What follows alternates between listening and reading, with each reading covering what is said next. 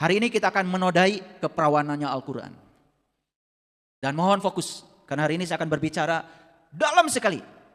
Kalau ada hal-hal yang dirasa belum tune in dengan saya, bersabar saja. Barangkali kedewasaan spiritualnya belum sampai di situ. Makanya buat para sahabat yang tidak siap mendengarkan kajian ini, gak usah, skip aja YouTube saya.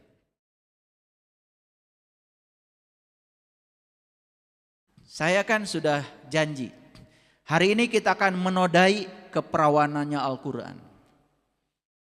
Dan mohon fokus, karena hari ini saya akan berbicara dalam sekali. Kalau ada hal-hal yang dirasa belum tune in dengan saya, bersabar saja. Barangkali kedewasaan spiritualnya belum sampai di situ. Makanya buat para sahabat yang tidak siap mendengarkan kajian ini, gak usah, skip aja YouTube saya. Yang belum dewasa mendengarkan kajian ini, lewat saja. Ini kajian buat orang yang berpikir. Yang ngeyel tino berpikir, udah lebih bagus, jangan tambah karma buruk lah. Ya. Yang lama aja masih banyak utangnya, bikin utang baru. Yuk kita lihat. Ini Quran surat Ali Imran ayat 49. Dan ini sering saya sampaikan. Tetapi hari ini kajiannya agak berbeda. Jauh menusuk lebih dalam lagi. Yuk kita mulai dari awal. Wa rasulan ila bani Israel. Dan Rasul bertemu dengan Bani Israel. Itu terjemahannya. Inni qad ji'tukum bi ayatin mir rabbikum. Inni akhluqu lakum minatin kahayati thair. Fanfuhu fihi fayakunu thairan bi iznillah. Wa ubri'ul akmaha wal abrasa wa uhyil mauta bi iznillah. Begitu. Paham? Pasti enggak kan? Tapi kan kalian kalau sudah baca begitu langsung tutup Al-Quran. Shadaqallahul adzim. Betul enggak? Allahumma arhamna bil Quran. Padahal enggak dapat apa-apa dari Qurannya. Enggak dapat petunjuk, enggak dapat apa-apa. Betul enggak? Lucu kalian itu.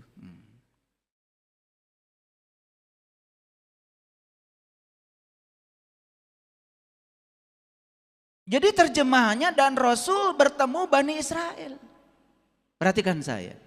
Rasul bertemu Bani Israel. Apa maksudnya? Siapa Rasul? Ada Nabi, ada Rasul. Nabi itu orang yang dapat ilmu hanya untuk dirinya sendiri, itu Nabi. Rasul orang yang dapat ilmu untuk dirinya dan diberi izin bicara untuk menyampaikan pada orang lain. Itu Rasul. Rasul itu adalah pembawa risalah. Rasul itu bahasa Arab, bahasa Indonesia adalah utusan. Nah ini jarang diterjemahkan. Coba sekarang kata Rasul diterjemahkan, utusan. Rasulullah artinya utusan Allah. Ya toh? Siapa utusan? Ya siapa saja. Allah bisa mengutus siapa saja kok. Betul nggak? Tapi ada cirinya Rasul itu. Nah, cirinya kata Quran nih, bukan kata saya. Yang pertama, ciri Rasul itu bisa menyembuhkan orang buta sejak dari lahirnya. Awas ya. Rasul itu tidak pernah sekolah kedokteran. Rasul bukan dokter mata. Jadi buta yang di sini tidak ada kaitannya dengan kebutaan mata lahir. Kan Rasul itu diutus pembawa risalah untuk menyampaikan berita gembira tentang urusan-urusan spiritual, urusan rohani, bukan urusan rumah sakit. Paham ya? Jadi kebutaan di sini jelas bukan kebutaan mata yang ini. Tetapi kebutaan mata rohani kita. Sehingga kita tidak mendapatkan hidangan dari langit. Karena mata kita masih tertutup. Oke, paham ya? Apa ciri yang pertama? Rasul itu ciri yang pertama mampu menyembuhkan orang buta sejak dari lahirnya. Saya ingin menyampaikan data sains. Ternyata manusia itu mulai buta mata kalbunya kepada Tuhan itu di hari ke-8 dari kelahirannya. Hari pertama masih ingat, hari kedua masih ingat, hari ke-8 lupa pada penciptanya. Coba udah hari keberapa? Udah hari keberapa? Betul nggak? Makanya kalian ketika sholat Allahu Akbar kan ngacapruk. Jalan-jalan. Betul nggak? Ke pasar, kemana. Baru sadar kembali kalau sholat setelah Assalamualaikum. Betul apa gitu? Betul apa gitu? Tapi kita nggak pernah jujur. Terus kita bungkus diri kita dengan topeng-topeng. Seolah-olah kita sudah mencapai kesucian. Makanya tidak heran. Ya, yang ininya hitam pun masih melakukan pelecehan. Apalagi yang enggak.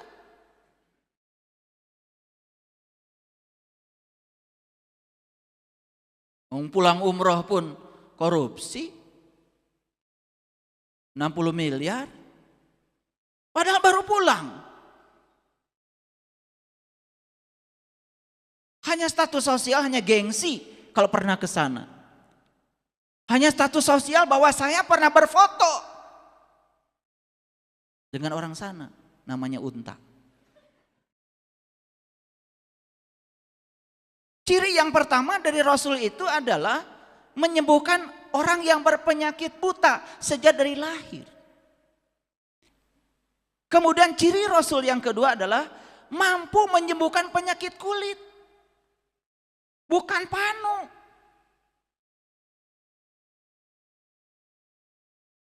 Bukan eksim. Bukan gatal-gatal. Masa Rasul ditugasi ngurusi yang begitu? Penyakit kulit itu penyakit luar. Orang ngerti sesuatu cuma kulitnya aja, dangkal, gak tahu dalamnya. Itu ciri yang kedua. Ciri yang ketiga apa? Mampu menghidupkan orang mati. Awas. Masa Rasul itu taat sama Allah, orang yang sudah mati dihidupin lagi? Kan selama ini begitu pemahaman kita. Bukan itu. Orang yang mati kesadarannya, orang yang sudah mati sejati dirinya, orang yang sudah melupakan jati dirinya, itu orang mati. Dan mereka harus dibangkitkan dari kematiannya. Nah, dibangkitkan dari kematian itulah kiamat. Makanya kiamat digambarkan diawali dengan hancurnya alam semesta. Itu simbolik. Makanya kalian kalau mengalami kiamat pasti hancur dulu. Rumah tangga berantakan dulu baru bangkit. Kan begitu.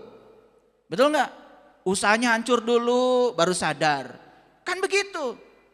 Jabatannya habis dulu, runtuh dulu baru bangkit. Kan jarang orang yang sedang menjabat ada di ruang pengajian seperti ini. Jarang orang sukses juga ada di tempat ini. Maaf ya, jarang. Yang ada di tempat kayak gini tuh orang-orang yang sedang mengalami kegagalan, penyakit, ya, banyak masalah, jabatan gak punya lagi, pensiun, baru nyampe sini.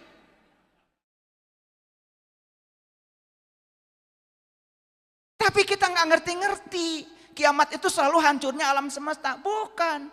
Semua yang bersifat jasmaniah hancurkan dulu sama Allah. Supaya bangkit ruhaniahnya. Ngerti sekarang? Ngerti? Mau kapan kiamatnya? Ya sekarang. Udah hancur gitu babak belur. Nggak bangkit-bangkit. Jadi sebetulnya hancurnya segala yang bersifat materi itu panggilan dari Allah bahwa jalan kamu terlalu jauh, balik kata Allah, balik pada jati dirimu. Kapan? Sekarang. Napas itu bukan besok. Napas itu bukan kemarin, napas itu sekarang nih, sekarang di sini. Masa nggak sadar? Bernapas nggak Bapak Ibu? Kapan? Nah itu kehidupan. Mumpung masih hidup. Yuk bangkit. Jangan nunggu nanti. Sekarang. Apa ciri Rasul? Diulang lagi. 1, bisa menyembuhkan penyakit buta. Buta apa? Buta ruhani, buta kolbu itu. 2, dapat menyembuhkan penyakit kulit. Tahu penyakit kulit? Iya, tahu sesuatu cuma kulitnya saja. Makanya penyakit kulit itu menular. Penyakit kulit yang fisik juga menular. Eksim menular, gatal-gatal menular, panu menular. Nah, orang yang berpenyakit kulit dalam agama nular juga. Lihat orang yang berpenyakit kulit gampang menghakimi orang, gampang menyesatkan orang, merasa dirinya paling benar, sebar kebencian itu pada orang lain, menular kebenciannya. Betul apa tidak? Betul apa tidak? Nah, biar pada ngerti semuanya. Apa ciri yang ketiga? Mampu menghidupkan orang yang mati. Mati apanya? Mati kesadarannya. Kan banyak orang yang hidup itu tidak berkesadaran. Mati ingatannya kepada Allah. Mati jati dirinya sehingga tidak ingat lagi pada asal usul dirinya sendiri. Oke? Kata siapa? Ciri Rasul yang tiga ini kata siapa? Surat apa? Ayat berapa? Oke. Sampai sini ngerti ya? Oke, lanjut dulu. Nah, Rasul bertemu Bani Israel. Siapa Bani Israel? Bani itu orang, manusia, kalian. Isra itu berjalan. Bahasa Arab. Eli itu Tuhan. Jadi Bani Israel itu orang yang berjalan menuju Tuhan. Siapa? Ya siapa saja.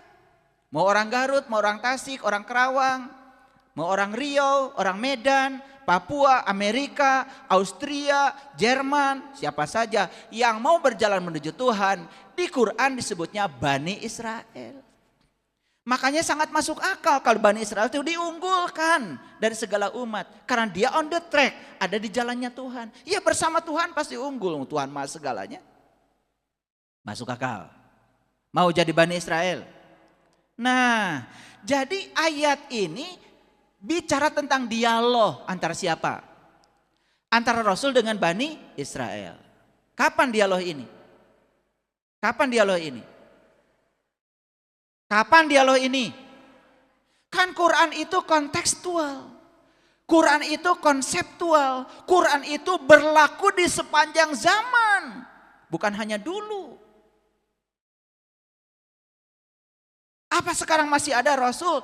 Gelar kerasulan titik sampai Nabi Muhammad. Gelarnya.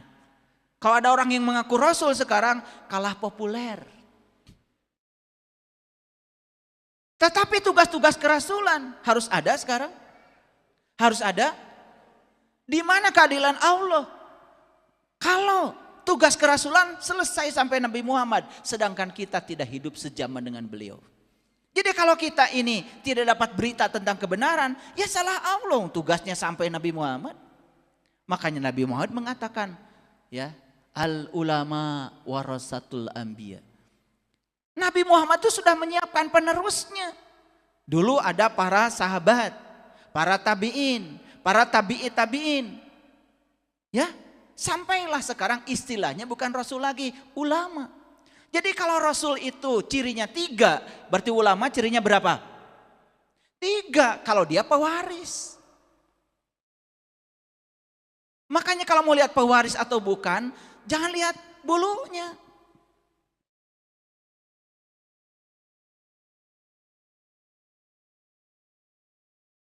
Saya nggak punya bulu. Ya karena memang orang tua saya, ibu saya nggak berbulu. Ya kayak gini hasilnya. Saya udah pakai muncang, pakai apa? Nggak keluar, Bu. Jadi masa saya harus paksa-paksa gitu?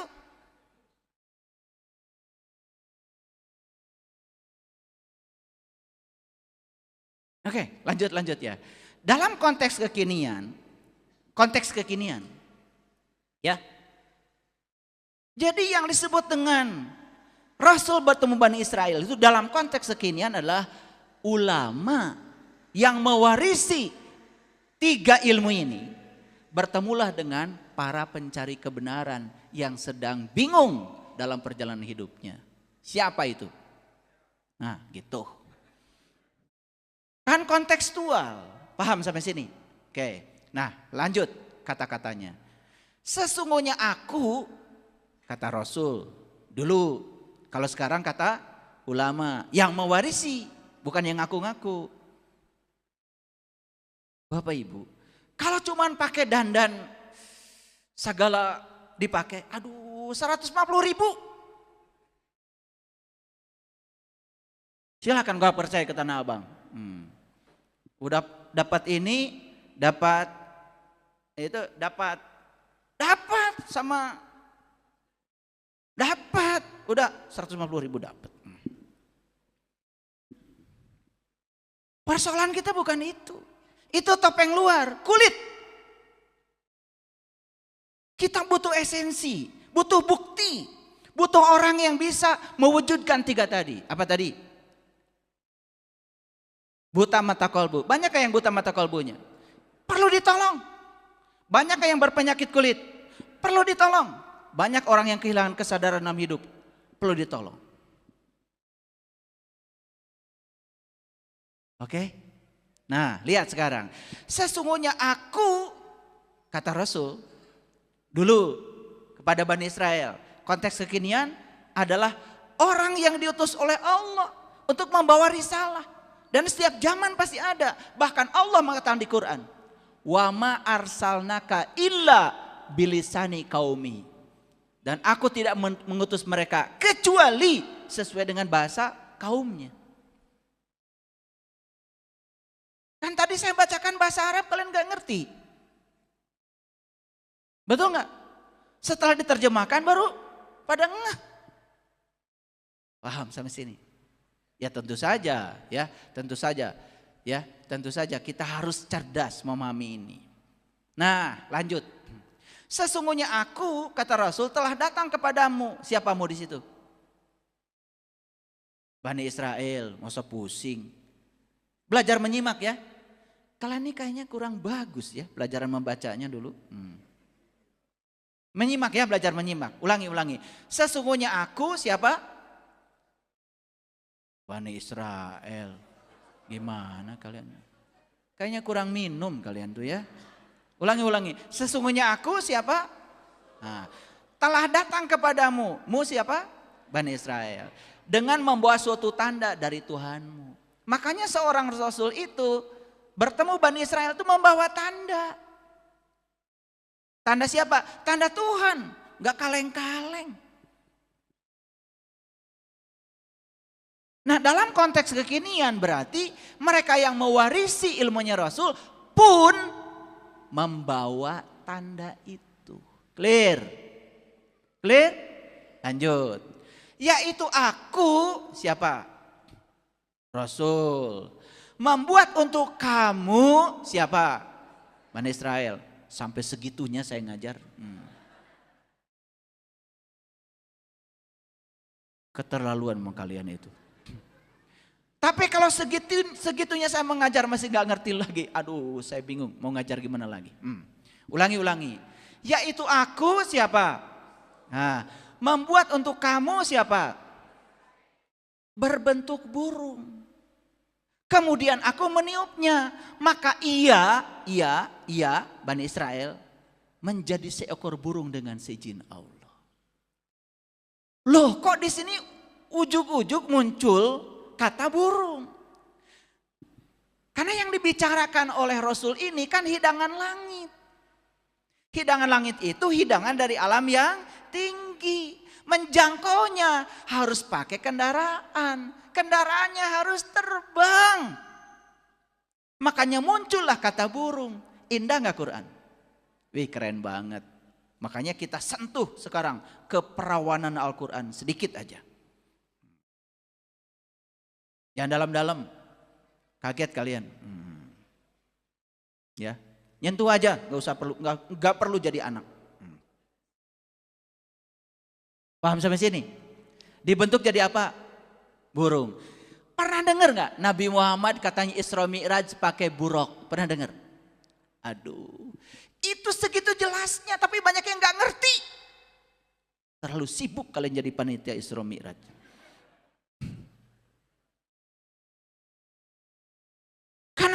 yang cari esensi. Pokoknya kalau sudah peringatan rame-rame bikin panggung ngalangin jalan. Ganggu orang. Nyanyi-nyanyilah sedikit bahasa Arab.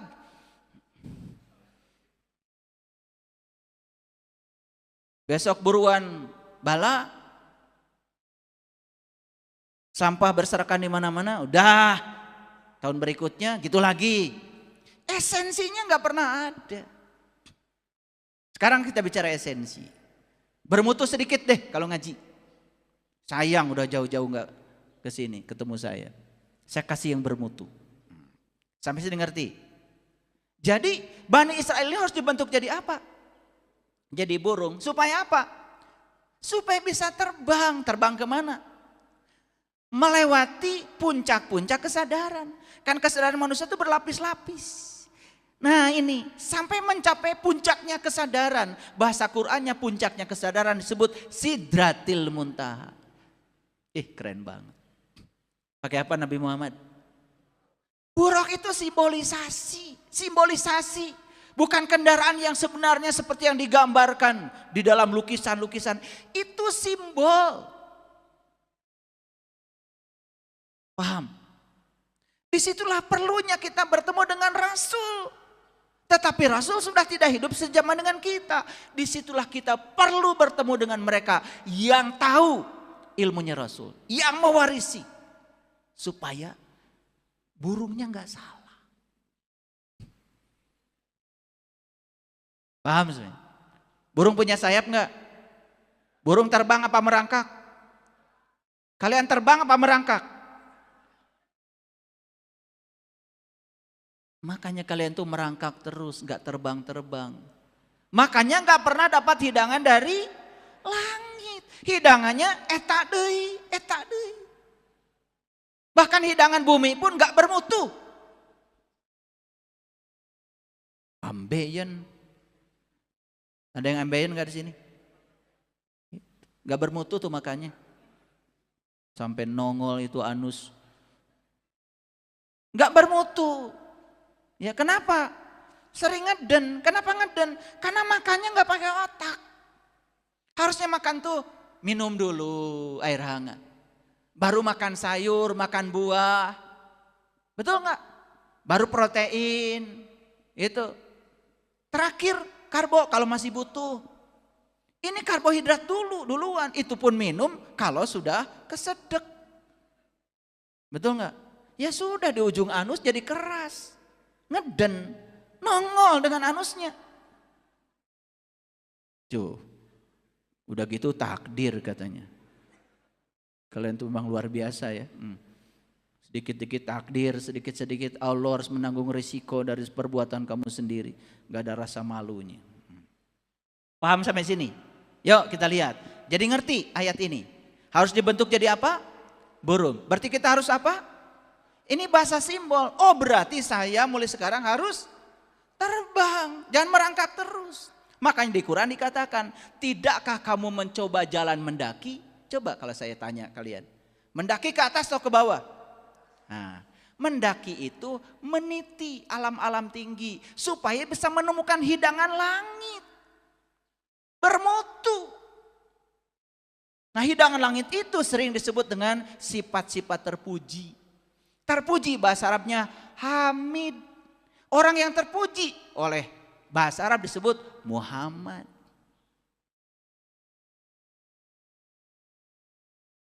Jadi learning to be. Bukan cerita Muhammad kita itu. Harus menjadi Muhammad.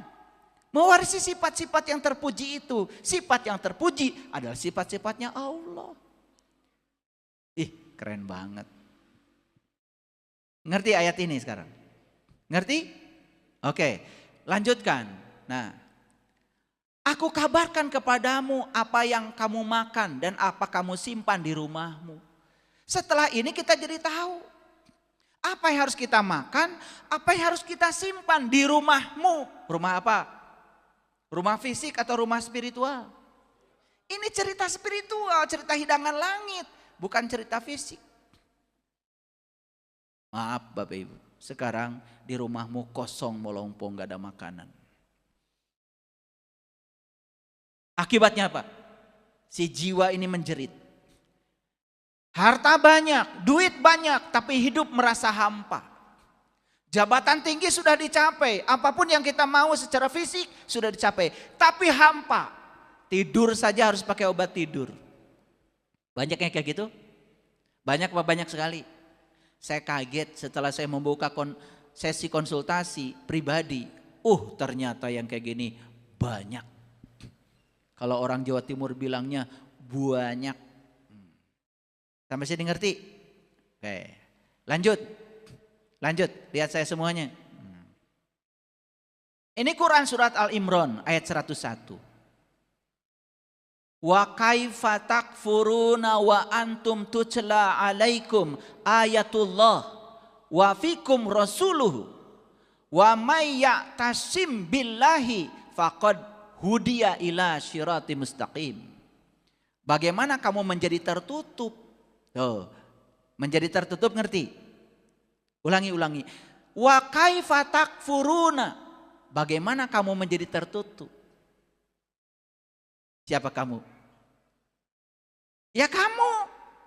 Siapa lagi? Bukan aku. Kamu. Bagaimana kamu menjadi tertutup? Menjadi tertutup berarti pernah terbuka? Ulangi. Ini kalimat indah. Bagaimana kamu menjadi tertutup? Berarti pernah terbuka? Lihat saya semuanya. Semua kita itu pernah terbuka. Maka ditanya sama Allah, alastu birabbikum? Qalu bala syahidna. Ketika ditanya apakah aku ini Tuhanmu? Yes, engkau adalah Tuhanku. Kita ini pernah terbuka. Maka Allah bilang, bagaimana kamu menjadi tertutup? Kemudian wa antum tutla alaikum ayatullah. Padahal tanda-tanda Allah telah disampaikan kepada kamu. Sudah disampaikan? Sudah. Kan waktu ditanya sama Allah, alastu birabbikum, itu Allah sudah menunjukkan tanda-tandanya kepada kita. Tapi kita melupakan semua tanda itu. Betul? Nah, kalau Bapak Ibu lupa sampai mati, tidak ditebus lagi, maka kita mati dalam keadaan punya utang. Utang yang paling besar manusia adalah tidak tahu jati dirinya. Pelan-pelan ya ngajinya, supaya jelas. Ya, perlu bahasa Arabnya aja atau Indonesianya? Tuh kan perlu Indonesia. Saya pikir pakai bahasa Arab udah ngerti. Ya, lanjut ya. Bagaimana kamu menjadi tertutup padahal tanda-tanda Allah telah disampaikan kepadamu? Clear? Oke. Untuk siapa ayat ini? Untuk kalian. Jangan buat orang lain ngaji itu. Buat saya gitu. Ya. Nah, dan utusannya pun berada di tengah-tengah kamu.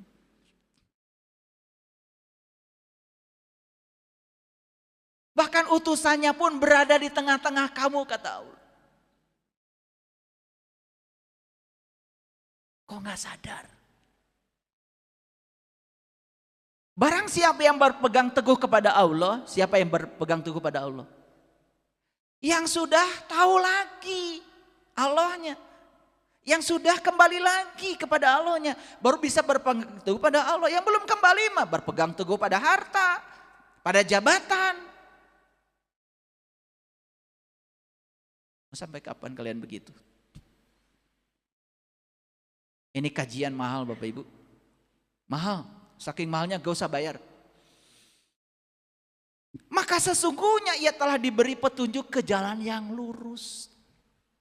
Keren ayatnya, ya. Wa may ya'tasim billahi faqad hudiya ila sirati mustaqim. Dengarkan kajian-kajian saya tentang siratal mustaqim sudah sangat banyak. Clear sampai sini? Oke. Lanjut dulu. Ini Al-Maidah surat 5 ayat 110, ya. Mau saya bacakan Arabnya atau Indonesianya? Saya kasih pilihan. Oh, Indonesianya aja. Ya udah kalau gitu saya lanjutkan baca Indonesianya. Ingatlah ketika Allah mengatakan, "Hai Isa putra Maryam."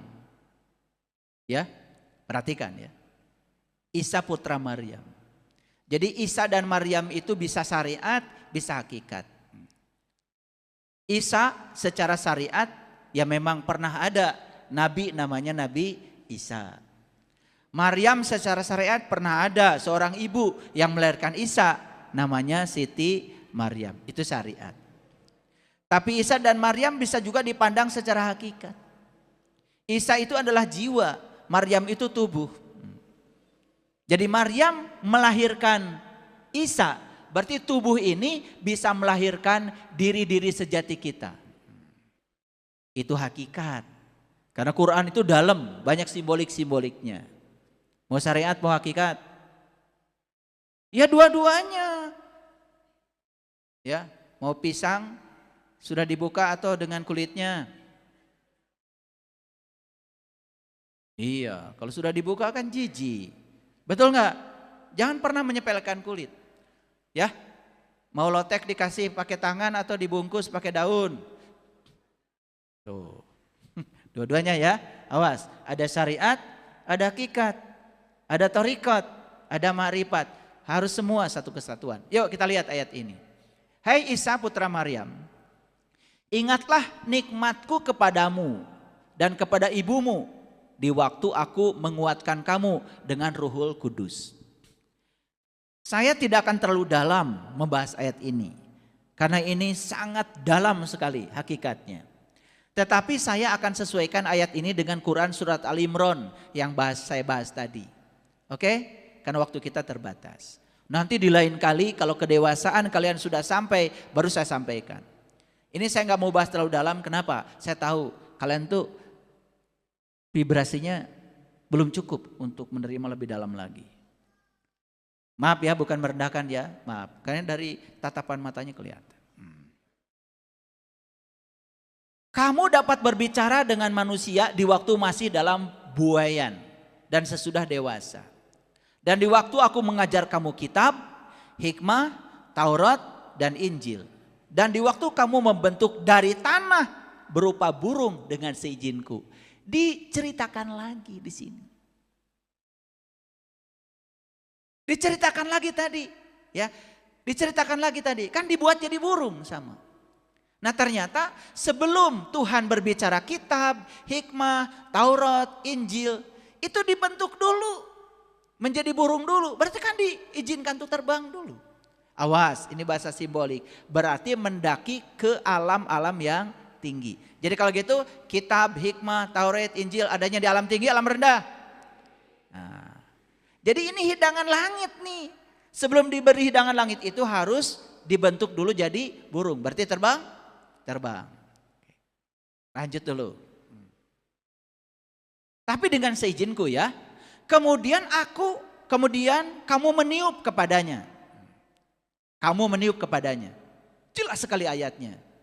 Jadi Isa itu meniup kepadanya, kepada burung. Sehingga burungnya bisa terbang. Lalu,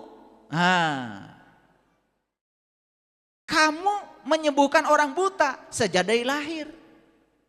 Dan orang yang berpenyakit kulit dengan seizinku. Dan di waktu kamu menghidupkan orang mati dengan seizinku. Dulu kita waktu belajar agama pernah diajarin kan 3 mujizat Nabi Isa. Betul?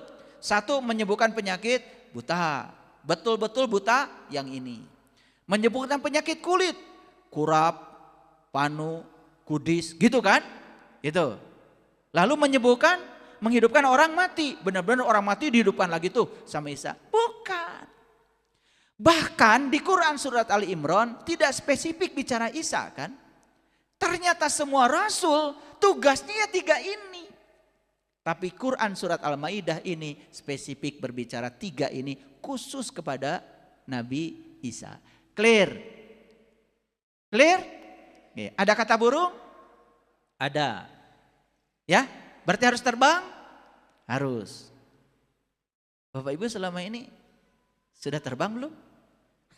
Makanya. Coba lihat Pasar Baru Bandung dari beca.